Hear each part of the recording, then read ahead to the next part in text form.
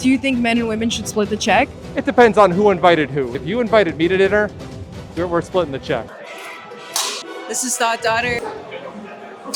I am the knight in shining armor. What's like a first date with you? First date for me is gonna be a picnic. Both parties are supposed to bring something to the picnic table.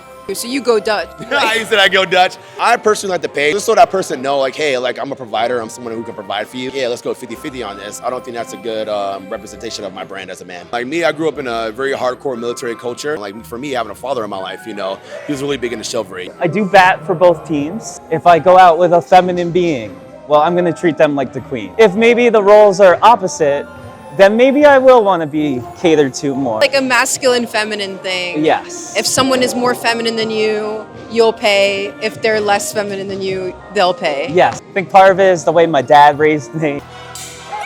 What is a knight? The people that kind of oppress the people around them. Knight's ACAB with a K, right? They were With a K. I claim more so gladiator than knight. Gladiators are people who just want some extra money, and so they do a couple fights out in the Coliseum, hoping they don't die, maybe to pay off debt. Okay, kind of like our healthcare system today. Yeah. As a knight, do you know what chivalry is? Not stabbing a person in the back while they're running away from you, you know. It has nothing to do with holding the door open for anybody. It was doing what was right according to the standards of the time. There isn't a lot of proof in medieval texts that there was any code of conduct for knights. There's nothing telling them that they shouldn't go into a village and loot and rape all the women. I think most of our ideas of chivalry come from like fantasy novels. But knights in real life were just like cops in real life. The idea of chivalry is kind of like propaganda or copaganda. Do you know the term women and children first? When it comes to evacuation, it's important that women and children go first. Why? Because women are taking care of the children. What if there's like a father and his child and just a random lady and you can only save two? Probably a child and a woman. So so now that random woman has to take care of that child?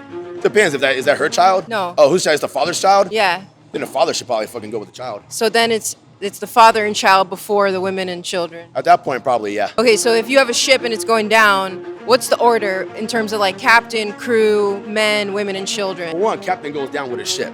Women and children first, then men, then the crew and the captain. What if the captain is a woman? That's a good question.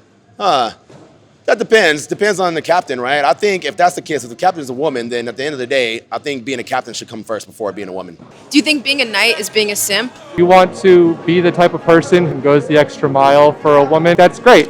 But if you're doing that, somebody who doesn't want that, that is not knightly at all. Why do you think women were only allowed into combat roles in 2015?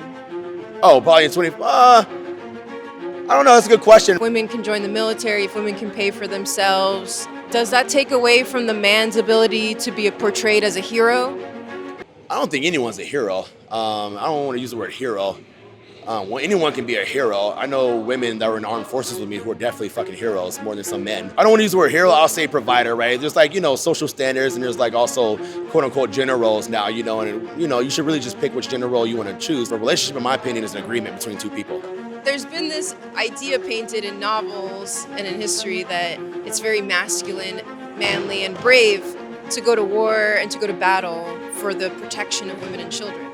How come we don't see chivalry in terms of like men fighting for women's right to vote, or women's right to be president, or women's right to be paid equally in the workplace? Because the whole thing was put together to encourage men to go out and throw their life away for corporations to get more oil.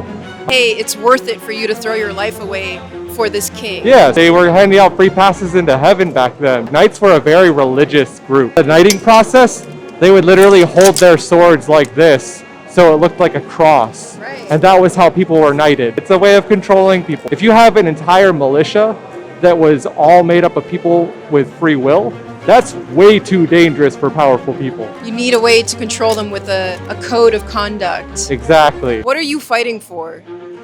What am I fighting for? It's a good question. About half the time I'm fighting for myself. I go through a lot of existential crises where I find myself saying, damn, I'm getting to that end of the road. I need to fight as many people as I can to help validate myself as a human being. Literally half of the time I'm fighting is for camaraderie, right? Me leaving the military, I found myself in a sense of loss of camaraderie when it comes to people. It's being around brothers and sisters in arms, in this case, in weaponry. Why the armor though? Do you think you're guarded? I acquired a lot of TBIs, that's traumatic brain injuries. Do you think football players should be wearing these kind of helmets? They'll probably be a little bit more safer. They're dealing with a lot of head injuries in the NFL, right? What are those boys fighting for? Money. What does being a man mean to you? Being a man? That's a good question. So I was actually raised by a single mother, so I'm the worst person to ask about that. No, you're not. You're the perfect person to ask. You're a man. You're the perfect person to ask. I feel like I don't fit the mold. Oh, why do you say that? So I don't know if I'm necessarily the right guy because I was raised by a single mother. I joined the Marine Corps. I got out of the Marine Corps, and then I pursued art, and then I became a knight. I'm confused why you're saying you don't fit the mold. Because like the mold is the 80s action hero. I'm not Sylvester Stallone. So you think being a man is how other people perceive you? Yeah, absolutely. How do you perceive yourself? I perceive myself as a man, but I will not live and die by that identity, though. Okay, it's not the only thing that defines Exactly. you. I like to define myself by my other characteristics. Like what? The joke in the group is that I'm Jake of all trades. I can fix just about anything you have broken. I am the friend that you call when your toilet is leaking everywhere. I'm the friend that you call when you want to fight in the park. That's beautiful. You're the person that's there for other people when they need Absolutely. you. I think that's the manliest thing you can be. I appreciate that. And the womanliest thing you can be. My grandmother was in the Navy. My grandmother is one of the people that made me into the kind of person I am today. Because she was also, a Jake of all trades. That's where I learned it from. My grandmother used to take VCRs apart and put them back together, and they'd work again. She was an amazing woman. And I'm here with? I guess you could say I'm the founder of the Smuttery. Smuttery is a romantasy book club, so it's romance and fantasy. You know why I picked my most recent book? Because it has dragons, and dragons are cool. So are they in a romance with the dragon? There are dragon shifter books. That is a thing. Elements of chivalry in these romantasy novels? It's not a chivalrous dynamic in terms of hold the door for me, let me fight your battles. A lot of it is him trying and her going, nah, I don't need you, but I want you. Because I think that that's more relatable to our modern experience. I can take care of myself, but I want you to be part of this story and journey with me. One of the major ways in which it's changed is the girl saves herself. The characters that drive me crazy are the ones where I'm like, why are you waiting for someone to do this? Do it. I don't respect you. She has no agency. No agency. Some of the most compelling works in fantasy and sci-fi are still stories that have to do with agency and doing it for oneself and you having to become the person you have to be. Dune has that same theme. Game of Thrones, no one's gonna come and save Arya. She becomes what she becomes for better or worse because there's no one coming to save her. It was actually the women who would court the knights. Oh. They would bring a favor to tie on to a knight's armor. Oh, wow. So that the knight would then have extra luck.